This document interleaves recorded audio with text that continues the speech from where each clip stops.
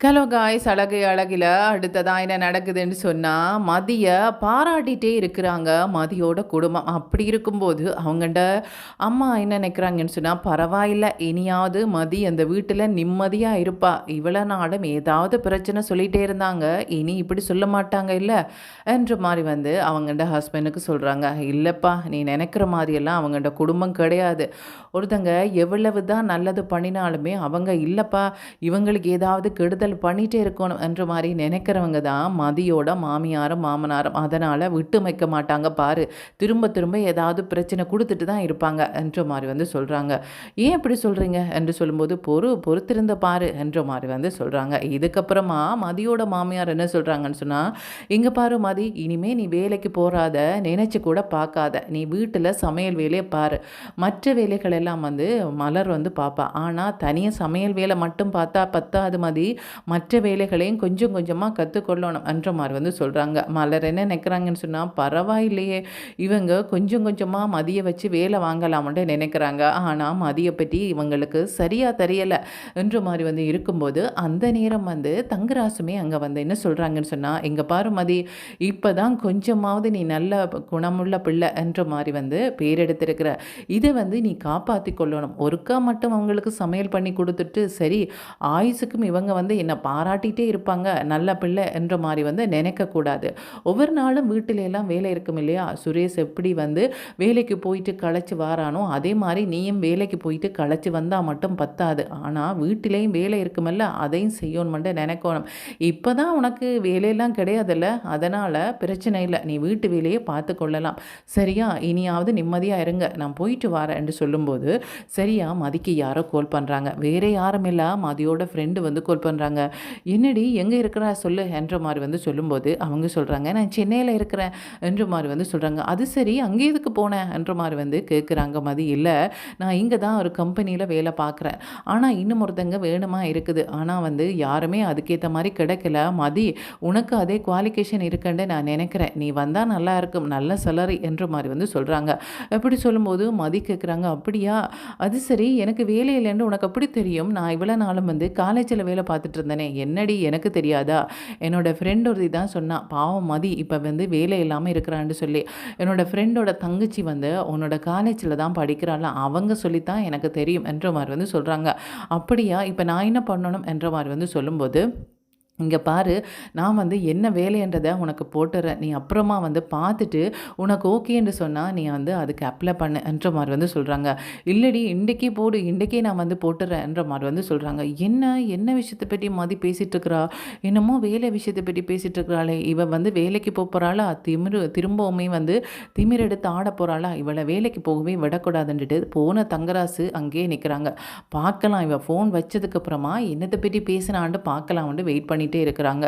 அப்படி இருக்கும்போது வந்து மதி வந்து ஃபோனை வச்சிடுறாங்க. வச்சதுக்கப்புறமா தங்கராசு கேட்குறாங்க, யார் மதி, உனக்கு இந்த ஊரில் தெரிஞ்சவங்க யாராவது இருக்கிறாங்களா என்ன என்ற மாதிரி வந்து கேட்குறாங்க. இல்லை இல்லை, அவங்க எனக்கு ஃப்ரெண்டு என்ற மாதிரி வந்து சொல்கிறாங்க. ஃப்ரெண்டா, இந்த ஊரில் இருக்கிறாங்களா, இல்லை இல்லை வெளியூரில் தான் என்ற மாதிரி வந்து கேட்குறாங்க.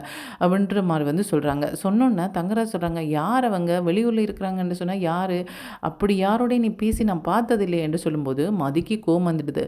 எனக்கு ஃப்ரெண்டுன்னு சொல்லிட்டேன்ல, அப்புறமா யார் அவங்க, எங்கே இருக்கிறாங்க, என்ன பேர், அதெல்லாம் உங்களுக்கு எதுக்கு, எனக்கு மட்டும் தெரிஞ்சால் போதும், ஏன்னா நான் என்ன சின்ன பிள்ளையா, என்ன இந்த மாதிரி கேள்வி கேட்டுட்ருக்கிறீங்க, உங்களுக்கு கொஞ்சம் கூட அறிவு இல்லையா, இப்படி ஒவ்வொரு கேள்வியும் கேட்டுகிட்டே இருப்பீங்களா, இங்கே பாருங்கள் உங்களோட கேள்வி எல்லாத்தையும் உங்களோட ஒய்ஃபோட குழந்தைகளோட நிறுத்துங்க, என்னட்ட கேள்வி கேட்குறதெல்லாம் இந்த மாதிரி சரிப்பட்டு வராது என்ற மாதிரி வந்து சொல்கிறாங்க. என்ன மதி, இப்போ தானே பாராட்டிட்டு போகலான்ட்டு நினச்சேன், அதுக்கிடையில் இப்படியெல்லாம் பேசுகிற, என்ன மதி நீ திருந்தவே மாட்டியா என்ற மாதிரி வந்து சொல்கிறாங்க. நான் திருந்துறதுக்கு என்னங்க இருக்குது, எனக்கு ஒருத்தங்க ஃபோன் பண்ணாங்க, அவங்க என்னோடய ஃப்ரெண்டுன்ட்டு சொல்லிட்டேன், அதுக்கப்புறம் நீங்கள் கேட்குறீங்கன்னா என்ன அர்த்தம், ஓ நான் வந்து வேலைக்கு போகிறது உங்களுக்கு பிடிக்கலையோ, அதனால தான் இவ திரும்ப வேலைக்கு போகிறாளோ ஒன்று நினைக்கிறீங்களோ, இங்கே பாருங்கள் என்னோடய ஃப்ரெண்டு வந்து சென்னையில் இருக்கிறா, அவள் ஒரு கம்பெனியில் வேலை பார்க்குறா, அந்த கம்பெனிலே எனக்கும் ஒரு வேலை எடுத்தாருன்னு சொல்லியிருக்கிறா, அதுக்காக என்னை அப்ளை பண்ண சொல்லியிருக்கிறா, அதுதான் நான் பண்ண போகிறேன், வேறு எதுவும் இல்லை என்ற மாதிரி வந்து சொல்கிறாங்க. ஓ அதுவா என்ற மாதிரி வந்து சொல்கிறாங்க.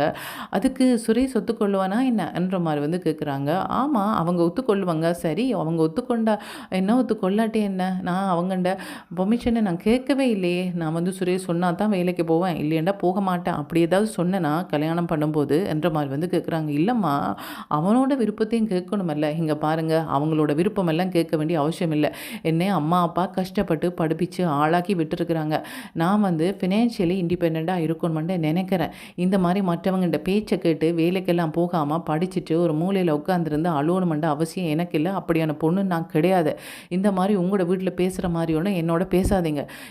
இதுவே கடைசி தடவையாக இருக்கட்டும் என்ற மாதிரி வந்து சொல்லிட்டு போகிறாங்க. போகும்போது மதியோட மாமியார் வந்து கூப்பிட்றாங்க. இங்கே வா மதி, என்ன பேசிட்டு போகிற, என்ன இப்படி தான் உன்னோட வீட்டில் வளர்த்தாங்களா என்ற மாதிரி வந்து கேட்குறாங்க. இங்கே பாருங்கள், திரும்ப திரும்ப எதுக்கு அவங்கள இழுக்கிறீங்க இந்த பிரச்சனையில்?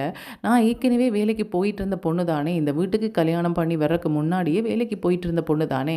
எனக்கு என்னமோ சந்தேகம் வருது. எனக்கு வேலை இல்லாமல் போனதுக்கும் சுரேஷுக்கும் ஏதாவது காரணம் இருக்குமோன்னு நான் நினைக்கிறேன். ஏனெண்டா நீங்கள் எல்லாருமே வேலைக்கு போகாதேன்னு சொல்லிகிட்டே இருக்கிறீங்க. அப்படின்னு சொன்னால் அந்த வேலையை இல்லாமல் பண்ணது சுரேஷ் தானா? எனக்கு தெரிஞ்சவங்களுக்கு சொல்லி அதை எல்லாம் பண்ணியிருக்கிறாங்களா? வரட்டும் இன்னை கேட்குறேன். என்ன நினச்சிட்டு இருக்கிறாங்க? சரி, அது போன வேலை போகட்டும், ஆனால் இந்த வேலைக்கு நான் போகத்தான் போகிறேன் என்ற மாதிரி வந்து சொல்லிட்டு அவங்க தன்னுடைய ஃப்ரெண்டுக்கு எல்லா விஷயத்தையும் அனுப்புகிறாங்க. அதுக்கப்புறமா ஃப்ரெண்டு சொல்கிறாங்க, ஓகேடி, நீ வந்து அடுத்த கிழமையை வந்து வேலையில் ஜாயின் பண்ணலாம் என்ற மாதிரி வந்து சொல்கிறாங்க. அப்படியா, ரொம்ப சந்தோஷம். நான் வந்து இன்னும் ஒரு 2 நாளில் கிளம்பிடுவேன் சென்னைக்கு. அப்போ தானே நான் வந்து அங்கெல்லாம் வந்து ரெடியாக முடியும். எனக்கு ரூம் எல்லாம் பார்க்கணும் இல்லையா என்ற மாதிரி வந்து சொல்கிறாங்க. அதுக்கு அவசியமே இல்லை. முதல்ல நீ எங்கட வீட்டில் வந்து இருக்கலாம். அதுக்கப்புறமா ஆறுதலாக நீ வந்து ரூம் பார்க்கலாம். முதல் மாத சம்பளம் எடுத்ததுக்கப்புறமா நீ ரூமை பாரு, பிரச்சனை இல்லை என்ற மாதிரி வந்து சொல்கிறாங்க.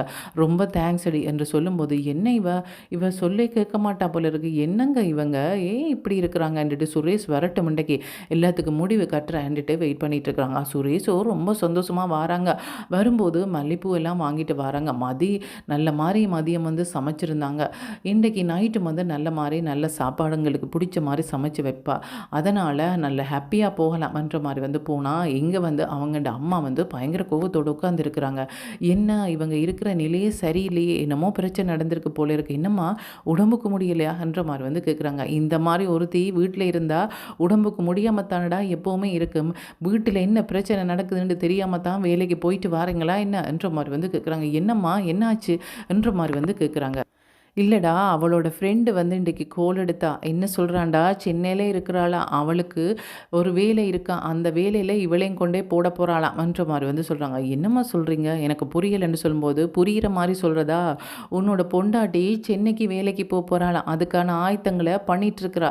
உனக்கு சொன்னாலா இதை பற்றி, நீ அதுக்கு ஆமான்ட்டு சொன்னியான்ற மாதிரி வந்து கேட்குறாங்க. இல்லையே, அவள் இதை பற்றி எனக்கு எதுவுமே சொல்லலையே. அப்போ உனக்கே தெரியாமல் தான் அவள் சென்னைக்கு கிளம்பி இருக்கிறாளா? என்னடா இது, என்ன புதுசாக இருக்குது, உனக்கே தெரியாமல் இன்னொருத்தங்களுக்கு கால் பண்ணுறது, வேலைக்கு போக ஆயத்தம் பண்ணுறது, என்னடா இது உனக்கே தெரியாதான்ற மாதிரி வந்து கேட்குறாங்க. நான் பேசுகிறேம்மான்ட்டு, மதி எங்கே இருக்கிற, முதல்ல வெளியில் வாங்கன்ற மாதிரி வந்து சொல்லும்போது, இங்கே நான் ரூமில் இருக்கிறேங்க, ரொம்ப நான் வந்து பிஸியாக இருக்கிறேன், நான் வந்து இன்னும் 2 நாளையில் சென்னைக்கு போகணும், அதனால் அதுக்காக ரெடி பண்ணணும், வெளியில் ஷாப்பிங் பண்ண எல்லாம் போக வேண்டியிருக்குன்னு சொல்லும்போது, இங்கே பாரு, முதல்ல ஷாப்பிங் பண்ணுற வேலையை விட்டுட்டு முதல்ல வந்து நான் சொல்கிறத கேளுன்ற மாதிரி வந்து சொல்கிறாங்க. என்ன கேட்கணும் சொல்லுங்கள், என்ன கேட்கணும்னு சொல்லும்போது, சென்னைக்கு நீ போறியா, அம்மா சொல்கிறதெல்லாம் உண்மையான்ற மாதிரி வந்து கேட்குறாங்க. ஆமாம், நான் சென்னைக்கு போகிறேன், என்னோட வேலையாக போகிறேன், மற்றவங்களுக்கு என்ன பிரச்சனை எதிராகன்ற மாதிரி வந்து சொல்கிறாங்க. நீ எல்லாம் சென்னைக்கு போக வேண்டாம், யாரை கேட்டு போகிற, இங்கே பாரு, சென்னைக்கு போய் நீ வேலைக்கு எல்லாம் போக வேண்டாம், இங்கேயே வேலை செய்கிறது எங்களுக்கு பிடிக்கல, இதில் சென்னைக்கு வேற போறியா என்ற மாதிரி வந்து கேட்குறாங்க. கேட்கும்போது, அப்படின்னு சொன்னால் எனக்கு வேலை இல்லாமல் பண்ணதுக்கு நீங்கள் தான் காரணமா, நீங்கள் தான் எனக்கு வேலை இல்லாமல் பண்ணீங்களா, உங்களுக்கு நான் வேலைக்கு போகிறது பிடிக்கலைன்னு சொன்னால் கல்யாணத்துக்கு முன்னாடியே சொல்லியிருக்கணும், எனக்கு வேலைக்கு போகிற பொண்ணு வேண்டான்னு சொல்லியிருந்தா நான் அந்த நிமிஷமே விட்டுட்டு போயிருப்பேன். அதை விட்டுட்டு கல்யாணம் பண்ணிவிட்டு ஏன் இந்த மாதிரிலாம் பண்ணிகிட்ருக்கிறீங்க? சரி, நீங்கள் என்னமோ உங்களுக்கு பிடிச்சதை பண்ணிகிட்ருக்கிறீங்க, நான் எனக்கு பிடிச்சதை தான் பண்ண போகிறேன், யாரும் என்ன தடுக்க முடியாது. என்னோடய அம்மா அப்பா எனக்கு வேலைக்கு போக வேணான்னு சொல்லவும் இல்லை, எனக்கும் அது விருப்பமும் இல்லை, நான் வேலைக்கு போய் ஆவேன், நான் இந்த மாதிரி வீட்டில் உட்காந்துருக்க எனக்கு பிடிக்கலைன்ற மாதிரி வந்து சொல்லிவிட்டு அவங்க எல்லாம் ரெடி பண்ணுறாங்க. சுரேஷ் வந்து கோமா உட்காந்துருக்குறான். அதான் சொன்னேனே, இவளை திரும்ப வீட்டுக்கு கொண்டா பிரச்சனை தான்னு சொன்னால் கேட்குறாங்களா? கேட்கவே மாட்டாங்க. ஏதாவது சொல்லிக்கிள்ளி இந்த மாமா கொண்டு விட்டுட்டு போயிடுறாங்க, அப்புறமா எங்களுக்கு தான் தொல்லை, அவங்களுக்கு என்ன, அவங்க வீட்டில் நிம்மதியாக இருக்கிறாங்க என்ற மாதிரி வந்து சொல்கிறாங்க. யாரும் என்னால் வந்து தொந்தரவுப்பட வேண்டிய அவசியமே கிடையாது, நான் 2 நாளில் கிளம்பிடுவேன் என்ற மாதிரி வந்து சொல்கிறாங்க.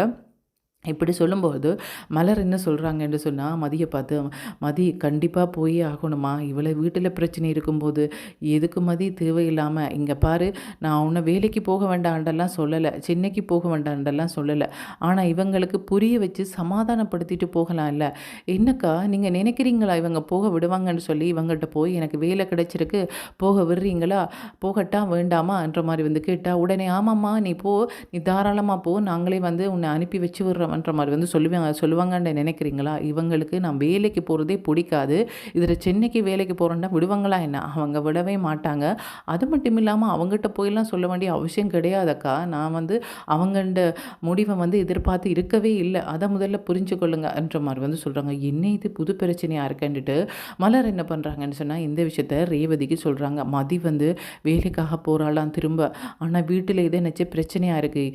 என்ன ரேவதி தொடர்ந்து இதே பிரச்சனையாக இருக்கும் போல இருக்குது, ஒவ்வொரு வாரம் மதியால பிரச்சனையாக இருக்கும் போல இருக்குன்ற மாதிரி வந்து சொல்கிறாங்க.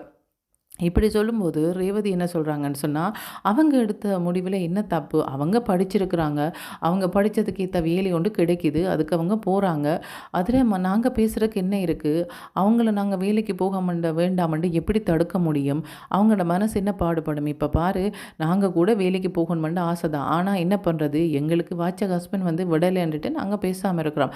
ஆனால் அவள் அப்படி இல்லை, அவள் தனக்கு மனசில் பட்டதை அப்படியே நேரடியாக சொல்கிறா, கேட்டால் கேளுங்க கேட்காட்டி போங்கன்ற மாதிரி தான் அவங்கள்ட நிலைமை இருக்குது என்ற மாதிரி வந்து சொல்கிறாங்க. இல்லை ரேவதி, இப்போ தான் மதியை பாராட்டினாங்க, மதியம் நீயே பார்த்துருப்ப இல்லை, திரும்ப மதி ஏன் இப்படி வந்து பிடிவாதமாக இருக்கிறான்னே தெரியல, வேணுமெண்டு பண்ணுற மாதிரியெல்லாம் இல்லை, மதி வந்து தன்னோட விருப்பத்துக்கு என்ன தேவையோ அதை தான் பண்ணிகிட்ருக்குறான். ஆனால் சுரேஷுக்கு அது சுத்தமாகவே பிடிக்கலை.